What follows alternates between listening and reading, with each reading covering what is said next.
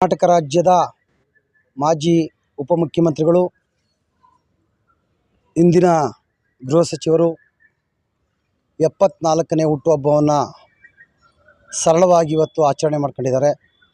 ಅವರಿಗೆ ಶೋಷಿತ ಸಮುದಾಯಗಳ ವೇದಿಕೆಯ ಪರವಾಗಿ ಹಾಗೂ ಕರ್ನಾಟಕದ ಜನತೆಯ ಪರವಾಗಿ ನಾನು ಹುಟ್ಟುಹಬ್ಬದ ಶುಭಾಶಯಗಳನ್ನ ಕೋರ್ತಾ ಇದ್ದೀನಿ.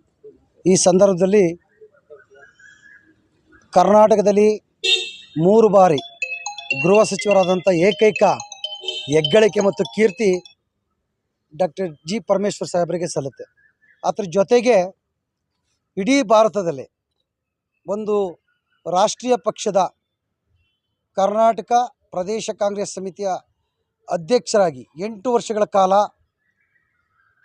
ಅವರು ಅಧಿಕಾರವನ್ನು ನಡೆಸಿದಂಥದ್ದು.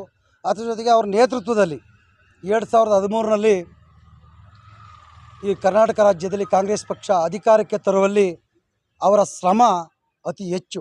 ಹಾಗಾಗಿ ಅಂಥ ಒಂದು ಮಹಾನ್ ನಾಯಕ, ಯಾವುದೇ ಜಾತಿಯ ಧರ್ಮದ ನಾಯಕರಲ್ಲ ಅವರು, ಎಲ್ಲ ಜಾತಿಯ ಧರ್ಮದ ನಾಯಕರು, ಶೋಷಿತರ ಪರವಾಗಿ ಧ್ವನಿ ಎತ್ತುವಂಥ ನಾಯಕರು.